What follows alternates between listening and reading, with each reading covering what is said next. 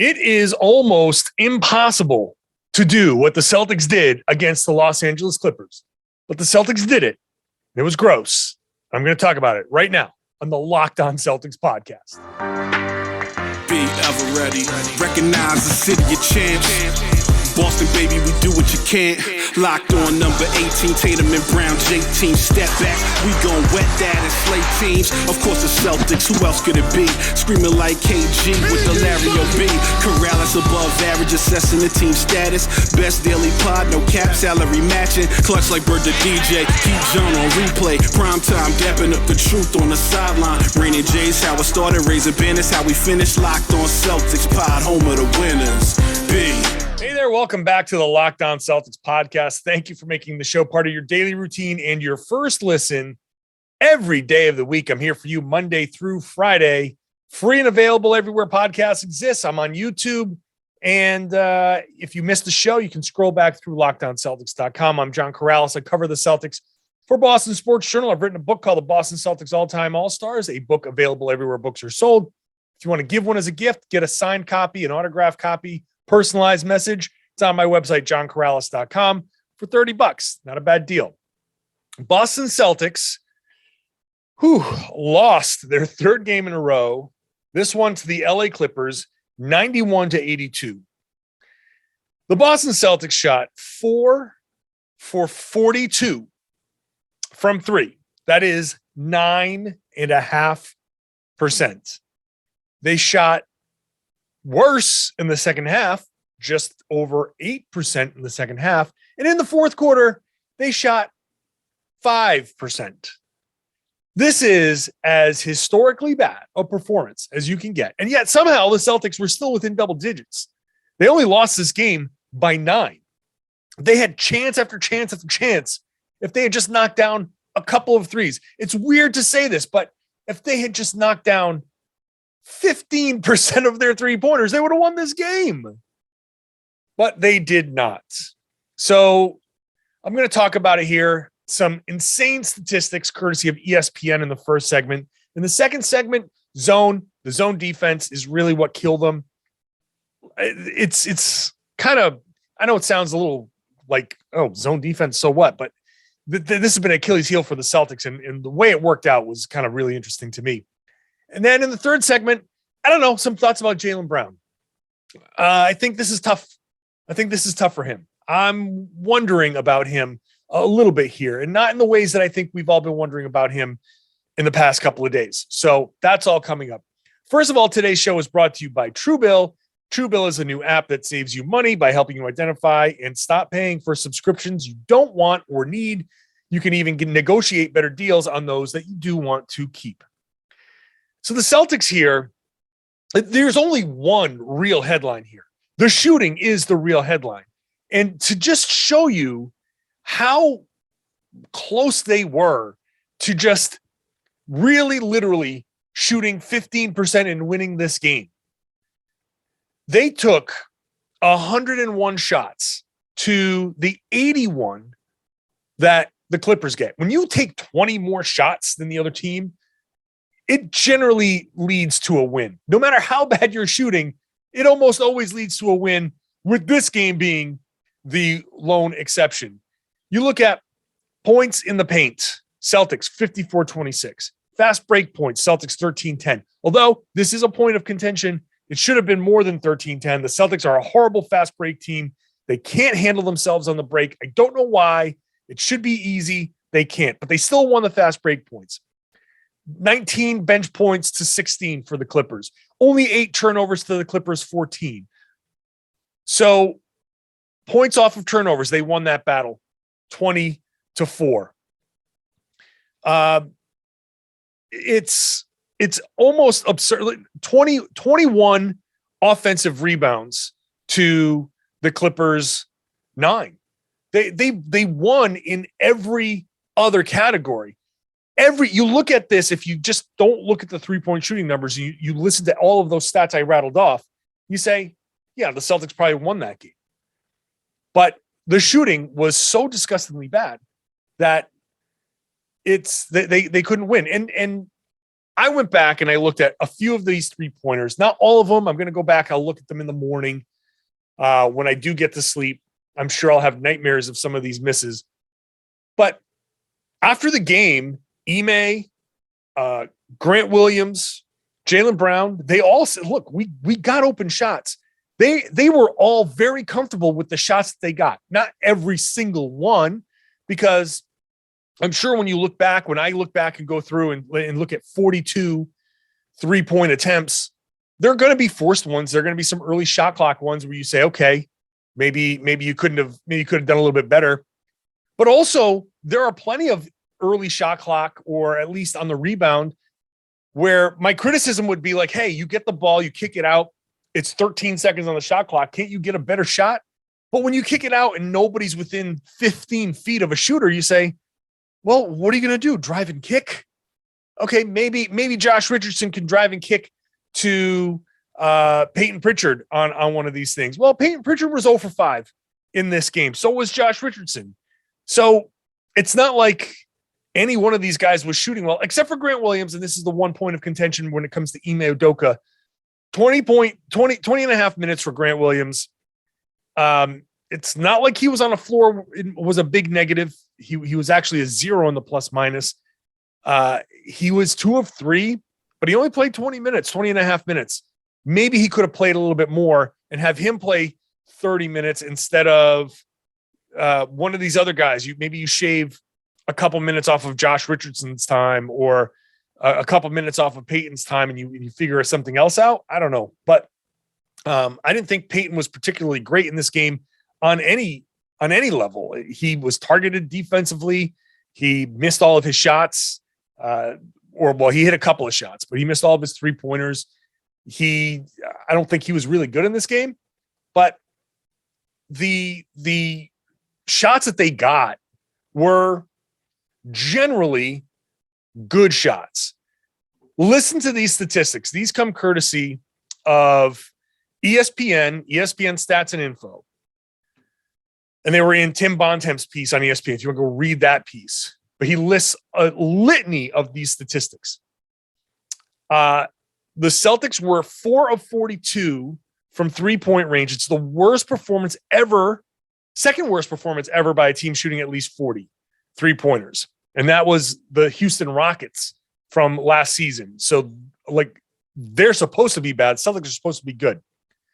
The Celtics went 1 of 18 in the fourth quarter, including missing its final 15 3-pointers of the game.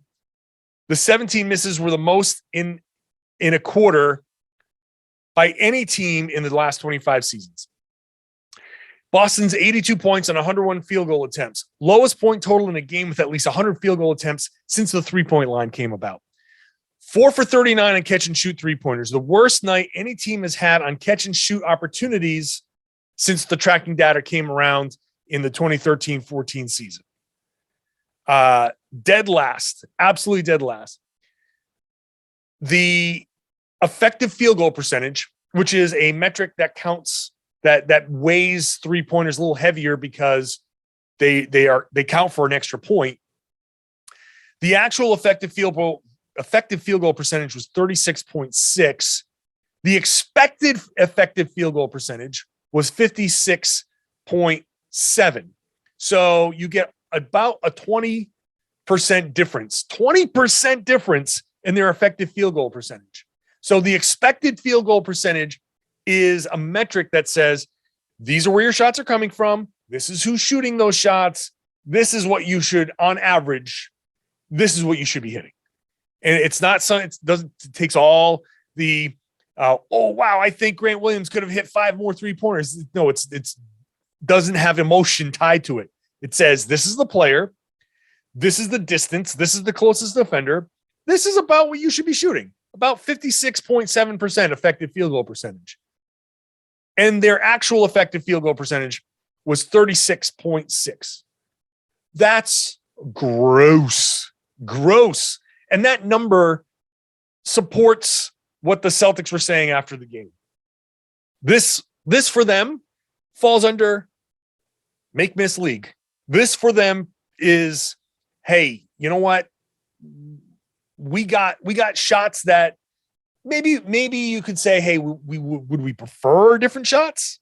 Sure. Yeah, everybody would prefer the shots be at the rim, but considering what the Clippers were doing, how they were playing the game, packing the paint, playing zone defense, a kind of zone that allowed for those 3-pointers, and they didn't really rush out to go into rotation. They just said, hey, Al Horford, go ahead and shoot. Josh Richardson, go ahead and shoot.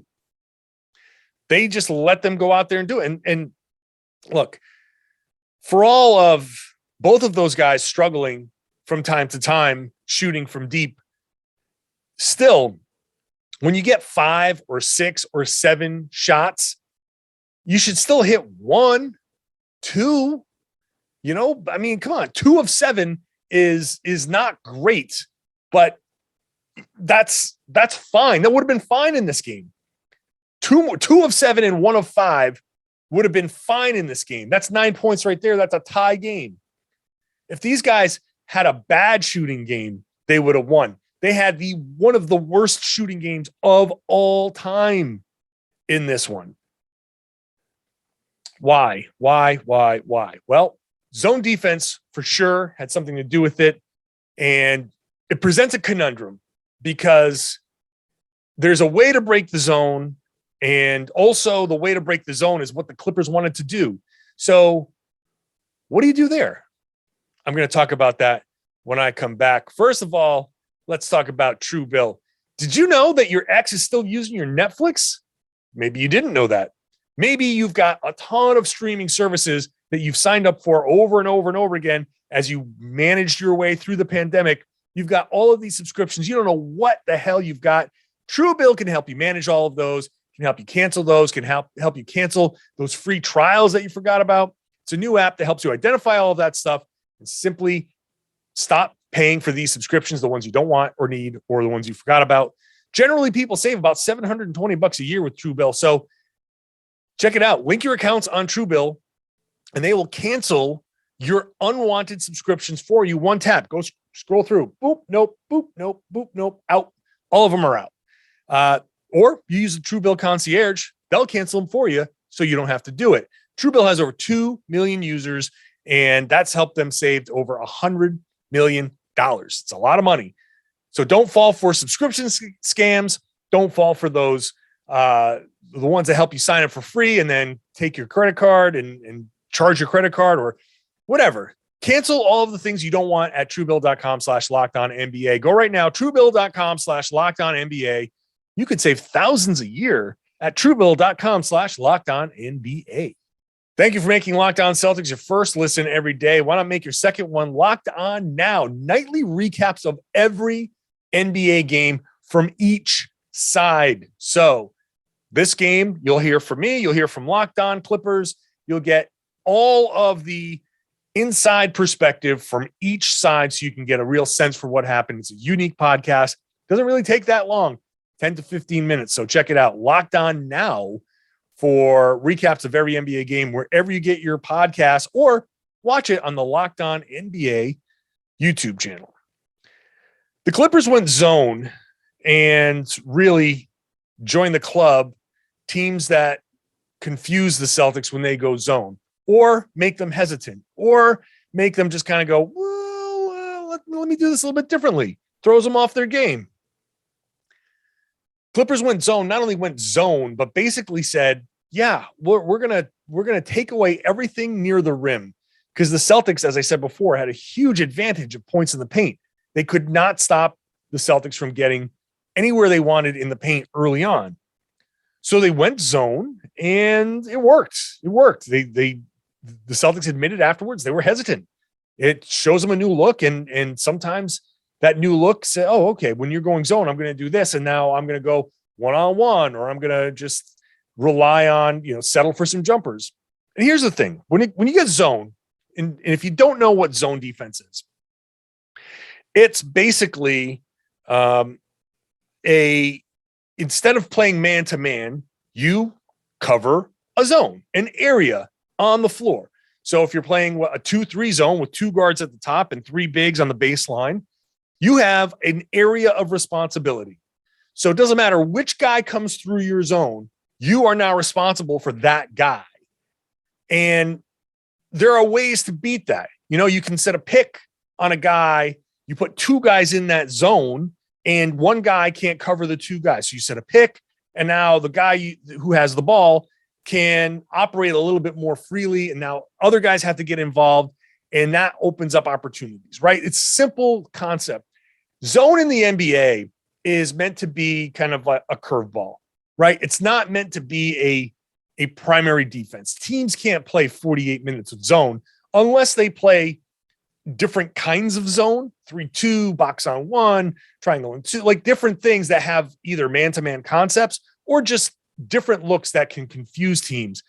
You can't play zone all the time because, like I said, we go over. When I was playing in high school, we were breaking zones, right? Grant Williams after the games, like in AAU, we would blow zones up.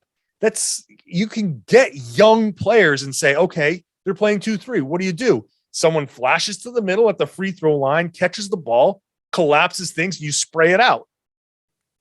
But that's kind of what the Clippers wanted them to do. And so what are the adjustments? There could have been potentially some adjustment to try to get guys cutting baseline, and maybe you could suck in the defense in the middle and get some cutters behind the zone. That's a great way to do it. When I was playing and teams were playing zone, I would either be the guy who flashed to the middle, or if someone else flashed to the middle who was a good mid-range shooter, I loved hanging out way back, kind of in the dunker spot area, and kind of almost standing out of bounds, and just kind of waiting for someone to get into the middle to suck in that defense, and I would just pop in behind it, waiting for a dump off. It's a lot more complicated than that in the NBA because the athletes are just so much better. But same concepts are there. But they took those away, and the Celtics very willingly took these 3-pointers. And this is where I was kind of like, well, I watched the film, some of it, after this game, and I said, well, this is a good way to break a zone. These shots need to fall. At the same time, the Celtics don't have the personnel right now to knock those shots down. It would be much better if they had not Dennis Schroeder, but hell, even Dennis Schroeder, because you set a pick for him and he turns the corner, he gets into the middle of the defense. He can do that a lot better than Peyton Pritchard can, at least in this game. He is quick, but Tatum, Marcus Smart certainly could have done a good job against the zone. He really does a good job getting into the middle. You just needed some of the better players out there, but at the same time, what should Ime Udoka have done? He could have thrown more shooting out there. Maybe you don't go double big against the zone. Maybe that's not the way to beat the zone. Maybe you throw Al Horford out there instead of with Robert Williams. You throw him out there with a couple of shooters, or maybe you throw Robert Williams out there with a couple of shooters and have him try to make some plays. It's hard to kind of say the Celtics did things wrong against the zone, because they get shots that every NBA team would be like, yeah, that's a great shot. If you show them the snapshot of the shots that they got, they'd be like, these are all great shots. They're all great shots. And even for the Celtics with the non-shooters out there, you still should be able to hit some of those 3-pointers. Just absolutely. Look, Al Horford, 0 for 7. Romeo, 0 for 3. Peyton, 0 for 5. Josh Richardson, 0 for 5. Broderick Thomas, 0 for 3. The guys who actually hit shots, Jaylen, 1 for 13. Grant was 2 for 3. The only guy who shot anywhere near well. Sam Hauser, 1 for 3. I guess that counts. But that's it. So Grant Williams and Sam Hauser combined to shoot 50% from 3. The only other player to hit a 3 was Jaylen Brown. So 3 of 6, you take their 3 of 6, and the rest of the Celtics were 1 for 36. And Jaylen Brown was 1 for 13.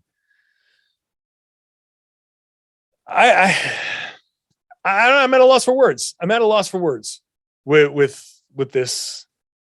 There's not much more to say about this game. There really isn't. The Celtics broke the zone Did the Celtics break the zone, or did the Celtics play into the zone?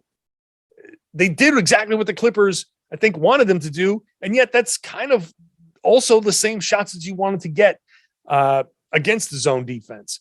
Those types of shots should fall. I don't know. I guess when I'm stuck for words, I should move on to the next segment, which is Jaylen Brown and his post-game comments, which I found interesting, but different than the ones before.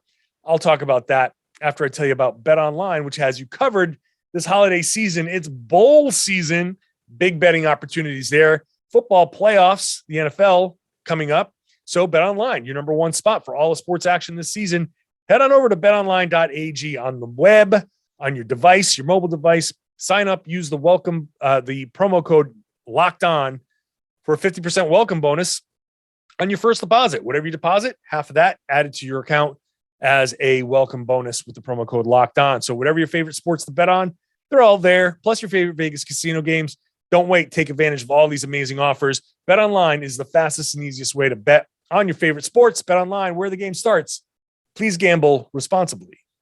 Thanks for making Locked On Celtics your first listen every day. How about making Locked On Bets your second listen? Your boy Q and Lee Sterling got you covered with all the sports betting action. Just talked to you about BetOnline. Maybe you should listen to Locked On Bets, get a few ideas, get a little guidance before you lay some money down. Check them out. They've been on a heater this year, so check them out wherever you get your podcast. Jaylen Brown, after the game, I'm not going to read the quotes. I don't even think playing the quotes is going to do it justice. There's just something about the way Jaylen Brown was after the game. And I think after the Milwaukee game, where he was like, he said no comment to something that Al Horford said. And I was like, I don't like the way that went. Well, he was also very hard on himself after that. And I think he's taking this thing kind of hard. I'll be honest with you. I feel like Jaylen Brown is actually like pained by all of this. The way he was talking, first of all, Jaylen will occasionally drop a casual curse word, but not really. And in this one, 3 of them, including an F-bomb, which, look, when you're reading people and looking at how they talk and just, there's this kind of, I don't want to say wide-eyed, but like when you don't know what the hell is happening and, you let some of that stuff fly, you talk in a certain way. I just saw in Jaylen, this kind of like, I don't think he knows what the hell is going on. I don't think any of these guys understand or really know what the hell is going on. Like, for all of the things and the valid criticisms of this team, the criticisms that I had the other day of this is who they are and they've got to work hard and they got to get past their bad habits. I do think that they are actually trying most of the time, and the bad habits show up at the worst possible times. And that's something they've got to work through. But I do also think that Jaylen is sitting here going like, what the hell, man? Like, we got wide open shots. Why can't we hit wide open shots? Like, Jaylen is a good shooter. He's a good shooter. He was 1 of 13 from 3. And so many of them are wide open that those are shots he should take. Now, he forced a couple, and there were a couple there at the end where the Celtics needed 3-pointers, and those didn't fall either. But I don't know what it is. He should be hitting. When Jaylen Brown takes 13 3-pointers, you have to expect him to at least hit a few of them, right? 5 of them, 4 of them. Not just 1. I do think that he's actually like pained by all of this. And this is where I have a level of concern for this team. It's not just sports talk, blah, blah, blah, my concern. I'm kind of concerned about their actual mental health. And I'm on it. I'm honestly like, I'm kind of concerned here about how they are handling this. How is this affecting them? Because you've got these young guys putting pressure on themselves to perform. It's not going well. They undoubtedly hear at least some of the noise that's coming out. You got people like me second guessing them after the games, asking them questions to their face. Why didn't you do this? Or some variation of like an insinuation that, hey, I'm asking you about zone defense. Why do you suck against zone defense? And, you come out and you try and you suck in front of 20,000 people and however many people are watching on TV. And you say to yourself, like, I don't understand. Like we did all of these things right. We came out, we played defense. We held the Clippers, who are decimated by COVID as well. We held them to 91 points. Like, you got to be thinking to yourself, we did all of this other stuff. Why isn't it working? Why isn't any of this working? And then you come out to the media and like sit down and you're bombarded with these questions and you're just like, I don't effing know, man. I just don't know. I don't get it. I do think that this is taking a toll on these guys. I really do. And the problem with that is when you reach a point where you're struggling mentally and you're not able to kind of put these things behind you, or you're carrying some of this and the frustration starts to build, that leads to bad things. It just leads to bad things. It leads to, well, first, one of the things it leads to is some of the bad habits. You go back to a place where you're comfortable. It's human psychology. When something is hard, you go back to a place where you're comfortable. And that's, whatever people's vices are. Some people, whenever things get bad, you stress eat, and you've done a good job of not stress eating. And then, holidays come around and things aren't going great, whatever, things pile up. Next thing you know, it's 1 a.m. and you're pounding brownies in the kitchen, standing there, stressed out of your mind. That might explain some of the bad habits that these guys display. It might just be as simple as that. Like, these guys are just so caught up in their minds about what's going on that they can't unwind. They can't come out of the weeds. I asked the question before the game. I think that this is part of what's going on. I think when you look at Minnesota, and those guys played free and fun and fast, and the Celtics aren't playing free and fun basketball. The Celtics are tightening up, and they've got to find something. Honestly, I feel like there's got to be something that just makes them go out there and have some fun. And I think that's what we talked about that, me and Keith Smith, the Joe Johnson thing. They went out and they had some fun with, when Joe Johnson, that first day signing, that was a lot of fun for them. They need something. Get back to basics. I don't know. Maybe the Phoenix Suns, maybe the Suns coming in, playing a 1 p.m. game, which is 11 o'clock their time. They're going to be coming in from OKC, which is a 9 p.m. game, which I think, what's the difference? 7 p.m. their time. So they're going to be playing on Friday morning at 11 o'clock, an NBA game. The Suns will probably come out slow. It'd be really fun for the Celtics to come out and lay a 30-14 first quarter on them and start to run away. And maybe even when Phoenix wakes up in the second half, the Celtics can kind of pull away. That would be fun. The Celtics, there's something in their heads at this point. A game like this was just the worst possible type of game that they could have, because you do things right and you don't get the results that you want. And it's like, well, we do things wrong and we suck. And we do things right and we suck. And we're not supposed to suck because we're better basketball players than this. COVID or no COVID.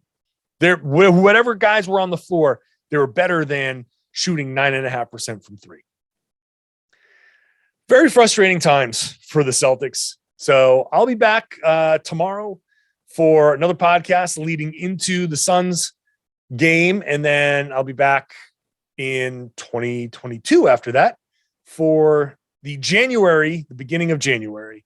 So make sure you're subscribed wherever you get your podcasts. Hope that you're still with me as far as sticking with the podcast. This team is very frustrating. We're going to talk our way through it. We're going to do it. So please subscribe, share the podcast with your friends, your family, tell everybody they should be listening to and watching the Locked On Celtics podcast here on the Locked On Podcast Network.